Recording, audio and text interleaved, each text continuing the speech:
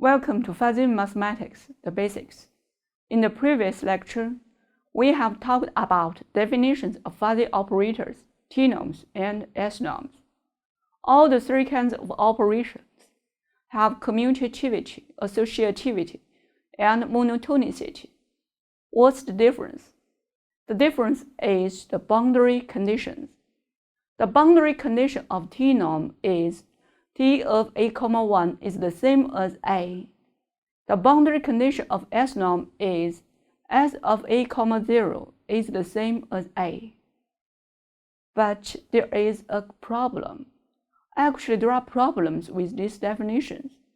Firstly, the definition of fuzzy operator is a composite of S-norm and T-norm, or generalized maximum and generalized minimum. But we don't know whether a T-norm is a fuzzy operator, whether an S-norm is a fuzzy operator. In addition, although we didn't get the definitions of generalized minimum and generalized maximum, we actually know what sort of properties they should have. We don't know whether a T-norm is the so-called generalized minimum, whether an S-norm is the so-called generalized maximum. We will solve these problems in this lecture. Let's do some examples. Example 1. Determine whether the minimum operation is a T-norm. It is easy to see that the minimum operation is commutative, associative, and monotonic. We only need to check the boundary condition of T-norm. The minimum of an1 is the same as A, so the minimum operation is a T-norm. Next, example 2. It is easy to see that the maximum operation is commutative, associative, and monotonic. We only need to check the boundary condition of S-norm. The maximum of an0 is the same as A, so the maximum operation is an S-norm. Two more examples. Example 3. Determine whether a T-norm is a fuzzy operator. By the definitions of fuzzy operator and T-norm, they both have commutativity, associativity, and monotonicity. The difference is the boundary conditions. By the definition of T-norm, T of a, 1 equals A. If we replace the A with 1, then T of 1, 1 equals 1. But a fuzzy operator has two boundary conditions. Here we just have one. We are not sure whether T of 0, 0 equals 0.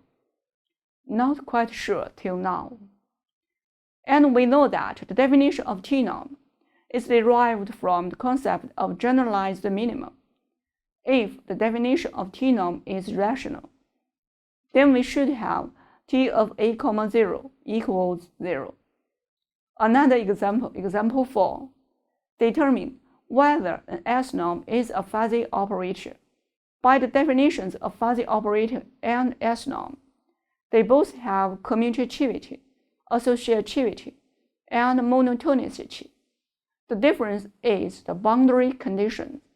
By the definition of S-norm, we have S of a, 0 equals A. If we replace A with 0, then we have S of 0, 0 equals 0. But a fuzzy operator has two boundary conditions. Here we just have one. We are not sure whether S of 1, 1 equals 1.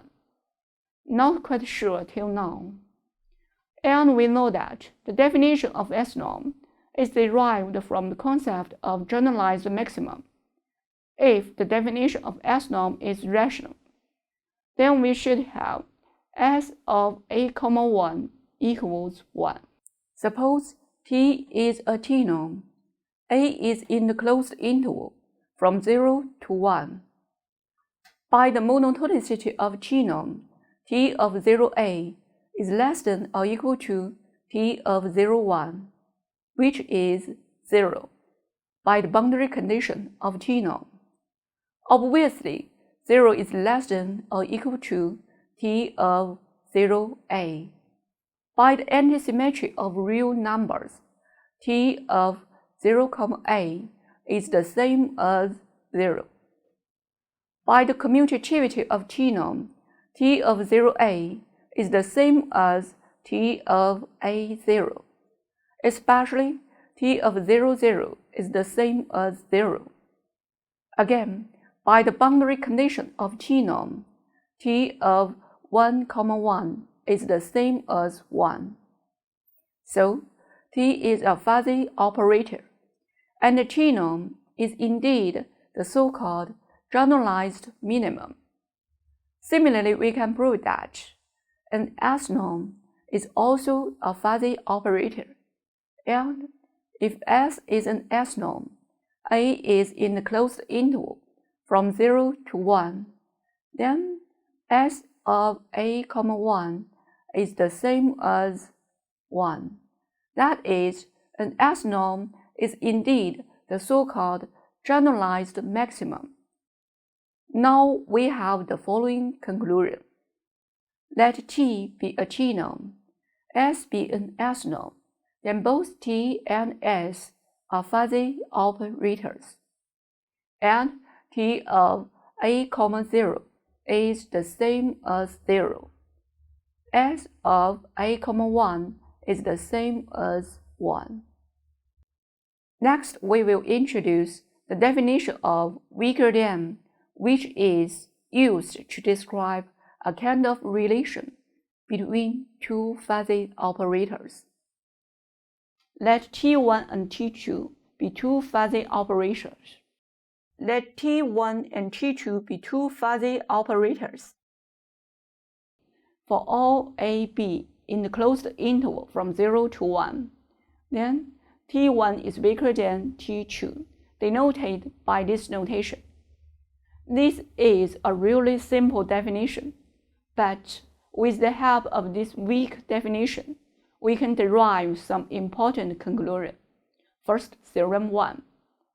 Let T be a T norm, S be an S norm, then the T norm T is weaker than the minimum operation, weaker than the maximum operation, weaker than S norm S. First, we will prove that the T norm T is weaker than the minimum operation. By the monotonicity of T norm, we have T of A, B is less than or equal to T of A,1. By the boundary condition of T norm, we have T of A,1 is the same as A. So, T of AB is less than or equal to A. Similarly, we have T of BA is less than or equal to B. By the commutativity of T norm, T of AB is the same as T of BA. So, T of AB is less than or equal to B. That means T of AB is a lower bound of A and B. Therefore, T of AB is less than or equal to the minimum of A and B, which is the greatest lower bound of A and B for all AB in the closed interval from 0 to 1. That is, the T norm T is weaker than the minimum operation. Next, we will prove that the maximum operation is weaker than the S norm S. By the monotonicity of S norm, S of A, 0 is less than or equal to S of A, B.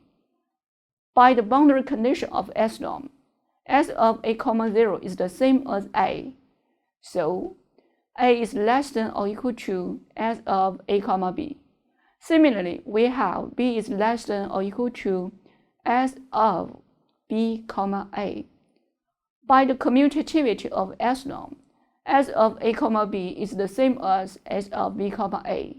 So, B is less than or equal to S of A, B. That means S of A, B is an upper bound of A and B. Therefore, the maximum of A and B, which is the least upper bound of a and b is less than or equal to S of a comma b for all a, b in the closed interval from 0 to 1. That is, the maximum operation is weaker than the S norm S. It is easy to see that the maximum of a and b is less than or equal to the minimum of a and b for all a, b in the closed interval from 0 to 1. That is, the minimum operation is weaker than the maximum operation. This completes the proof. By theorem 1, any t norm t is weaker than the minimum operation. The maximum operation is weaker than any S norm S. And we have shown that the minimum operation is a t norm, and the maximum operation is an S norm. Roughly speaking, the minimum operation is the strongest t norm, and the maximum operation is the weakest S norm. At first, we were not clear about what a generalized minimum is, what a generalized maximum is, and what a fuzzy operator is. We just try to find out what properties a generalized maximum should have, what properties a generalized minimum should have. In this process, we derived the definitions of fuzzy operators, t norms and S norms. A t norm is the generalized minimum, and S norm is the generalized maximum. And the definition of fuzzy operator is a composite of generalized maximum and generalized minimum. Next time, we will introduce several different fuzzy operators. Thank you.